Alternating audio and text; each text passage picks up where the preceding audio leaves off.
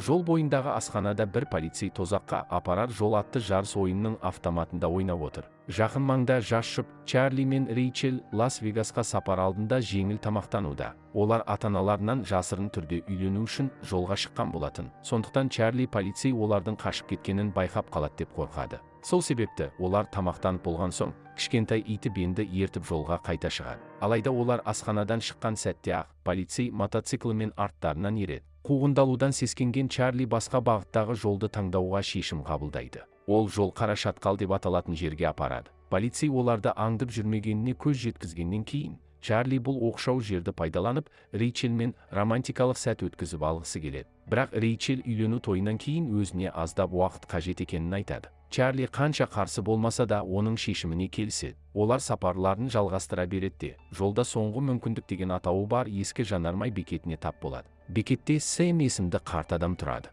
Ол ерекше әрі оғаш көрінсе де, жұпқа жанармай құйып, өз кабинасында демалуды ұсынады. Бірақ Чарли мен Рейчел асығып жатқандықтан ұсынысты қабылдамайды. Сэм оларға ерекше кеңес береді. Жол бойындағы Джошуа ағаштарынан сақ болыңдар және ең жақын жанармай бекетіне жеткенше тоқтамаңдар, бұл қауіпті дейді. Олар бұл кеңесті толық түсінбесе де, қабылдап, жолдарын жалғастырады. Олардың артынан бекеттің барлық шамдары сөніп қалады. Жолда Рейчел мен Бен ұйықтап қалады. Ал Чарли көлік жүргізуге тырысады. Ол жол бойындағы Джошуа ағаштарына мән бермейді. Бірақ біраз уақыттан кейін ұйқы қысып, билбордқа соғылып қала жаздайды. Абырой болғанда ешкім жарақат алмайды. Алайда сол сәтте полицей көлігі жақындап, ішінен белгісіз полицей шығады. Оның қолында револьвер, дубинка және адам қолына ұқсас ерекше кісендер бар. Полицей көлікке жақындап, Чарлимен сөйлесуге тырысады. Бірақ Чарли оның бетінде оғаш жазулар бар екенін байқайды. Сөзге келместен полицей көліктің есігін жалаңаш қолмен жұлып алып,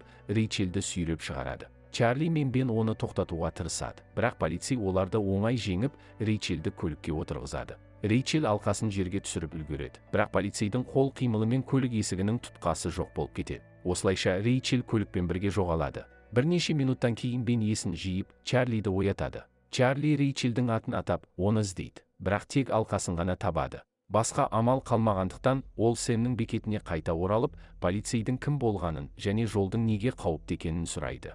Сэм оларға таңдаған жолдың екі нұсқасы бар екенін түсіндіреді. Оның бірі аты аңызға айналған тозаққа барар жол. Өкінішке орай, Рейчелді тозақ полицейі аталып кеткен сержант ұрлап әкеткен. Олардың бірі Самның қалыңдығы Клара болатын. Ол да Чарли секілді рөлде ұйықтап кетіп, сержанттың қолына түскен. Енді Рейчелді құтқарудың жалғыз жолы тозаққа бару. Мұны түсінген Сам Чарлиге өзінің ескі мылтығымен көлігін береді. Бәрі дайын болған соң, Чарли заттарын көлікке салып жатқанда, сағат қызметін атқаратын ойыншық аюын түсіріп алады. Сам сағатты алып, оятқышты 24 сағатқа қояды. Өйткені Чарлиде тозақтан шығып үлгеру үшін тек бір тәулік уақыты бар. Егер үлгермесе, мәңгіге сол жерде қалып қояды. Бет Андреас. Достар, біз таптық. Біздің ақша тіркеуден өтудің 3 тәсілі. Бірінші, депозит үшін 750%, қосу 590 фриспин. Лайв және прематч үшін кең спорттық желі. Казино ойындарының бай таңдауы, депозиттерді сенімді және жылдам алу. Бет Андреас. Өз ережелеріңізбен ойнаңыз. Бұл туралы білген Чарли өзінің адал итімен бірге Рейчелді құтқаруға аттанады. Сам оларға порталға жету үшін ағаштардың арасымен өту керектігін айтады. Чарли жолға шығады. Бірақ жанармай бекетінен алыстай бергенде Сам жас жігітке көліктің ерекше қасиеттері туралы айту керек екенін есіне түсіреді. Бірақ енді кеш.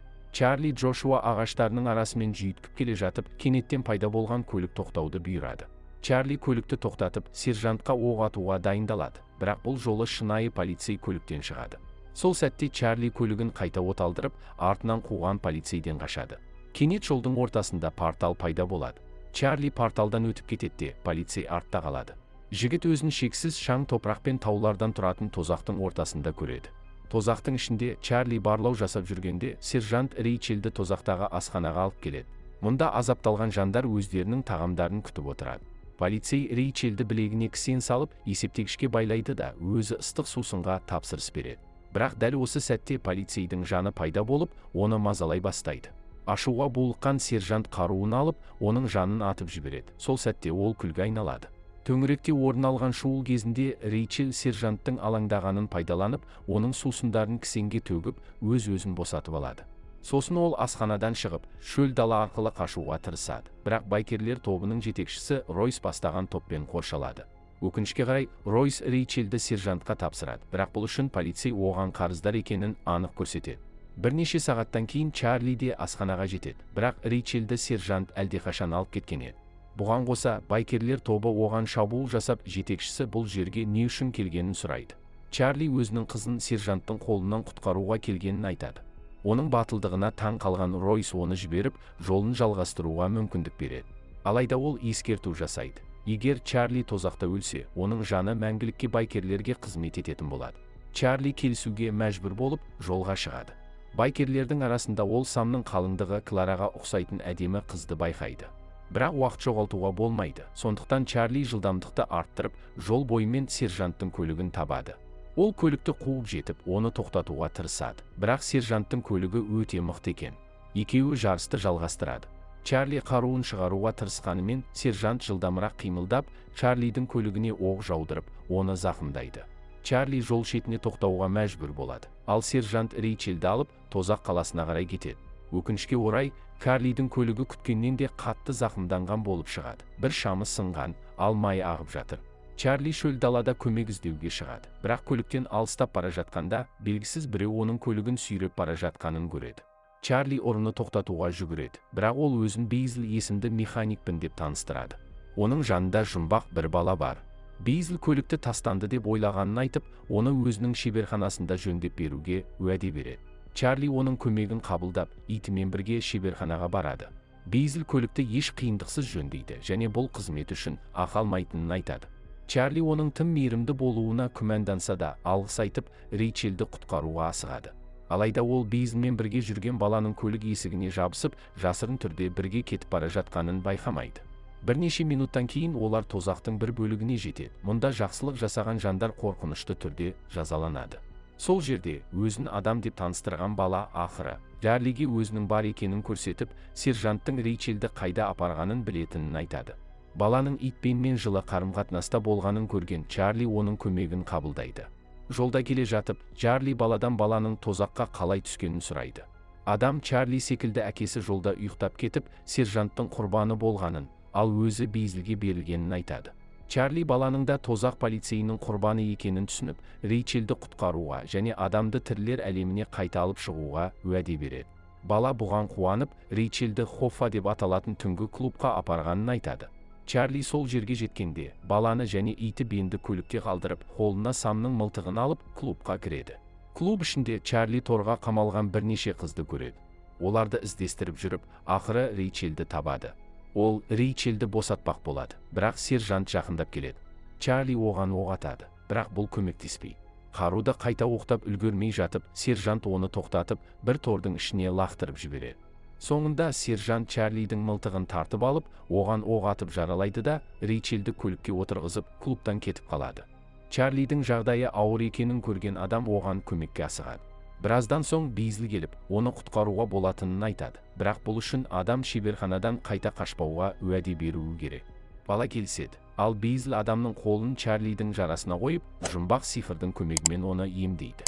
Шүкір, Чарли есін жиып, жарақатынан толықтай айығып, клубтың ішінде оянады. Бейзл оның мықты жүрегі арқасында аман қалғанын, бірақ енді өзінің әлеміне оралу керек екенін айтады. Чарли бас тартады, өйткені ол Рейчелден оңайлықпен бас тартқысы келмейді. Бейзл оған ешқайда апармайтын жол деп аталатын қысқа жол арқылы Тозақ қаласына жетуге кеңес береді. Чарли бұл жолмен жүруге бел буады, бірақ Бейзл адамның берген уәдесіне байланысты онымен бірге бара алмайтынын ескертеді. Чарли бұған өкінсе де, өз сапарын жалғастыруға мәжбүр болып, жолға шығады. Жолда оны Ройс пен оның байкерлер тобы қайта шабуылдайды, бірақ Чарли олардан сәтті құтылып, қысқа жолды табады. Алайда бұл жол таудың ішіндегі үңгір арқылы өтеді, және оны тек жаяу жүруге болады. Чарли көлігін тастап үңгірге кіреді. Бірақ көп ұзамай, ол мотоцикл дыбысын естиді. Ройс деп ойлап, оған тұтқиылдан шабуыл жасамақ болады, бірақ мотоциклден Клара түседі. Клара бір кездері жасаған қате шешімінің салдарынан Самды тастап, Тозақта қамалып қалғанын айтады. Ол Чарлиге өз қателігін қайталамауға кеңес беріп, бұл жерден кетуге шақырады. Алайда Чарли Рейчелді құтқару миссиясынан бас тартпайды. Клараның ескертулеріне қарамастан, Чарли үңгір арқылы өтіп, бір қонақүй бөлмесіне апаратын есікті табады. Сол жерде ол ақыры Рейчелді табады.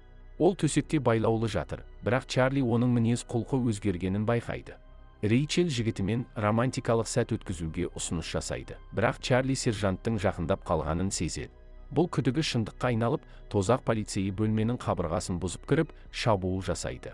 Сержант қаруын шығарады, бірақ Чарли оны орындықпен соғып, қарусыздандырады.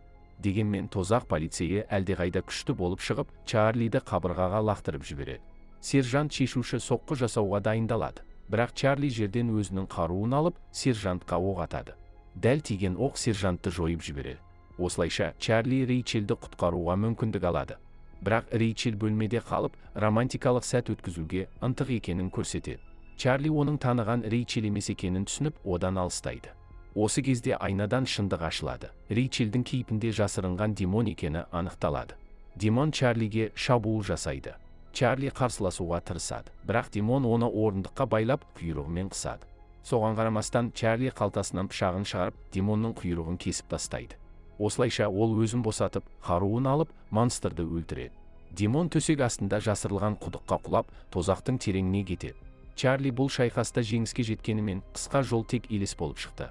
Ал Рейчелді құтқару үшін қалған уақыт барған сайын азайып барады. Солай бола тұра, ол көлігіне қайта отырып, жолға шығады. Жолда ол үлкен туннелге қарай қозғалған бірнеше көлікті көреді. Өту жарысқа айналады. Ал айналасындағы көліктер Чарлидің көлігін соғып, оны тозақ қаласына жетуге кедергі жасауға тырысады. Бірақ Чарли берілмейді. Ол қарсылас көліктерден жалтарып, туннелден өтіп, қаланың кіреберісіне жетеді. Ол жерде Чарли жолын жаяу жалғастыруға мәжбүр болады. Ол итпенмен бірге көпірден өтпек болады. Алайда көпірді тозақтың ит қорғаушысы Цербер күзетіп тұр. Қорқынышты мақұлық Чарлидің өтуіне мүмкіндік бермейді. Бірақ пен оның назарын өзіне аударады. Осылайша Чарли көпірден өтіп үлгереді. Көпірдің соңында портқа апаратын жол ашылады. Портты әлемдер арасындағы өткелдің бақылаушысы Карен басқарады. Чарли күзетшілердің қуғынынан қашып, бір сәнді бөлмеге жасырын кіреді. Сол жерде ол Рейчелді табады. Оның шынайы Рейчел екеніне көз жеткізу үшін Чарли айнаға қарап, оның шағылысын тексереді. Ақыры, өзінің сүйіктісін тапқанына сенімді болады. Алайда олардың қайта қауышуы ұзаққа созылмайды.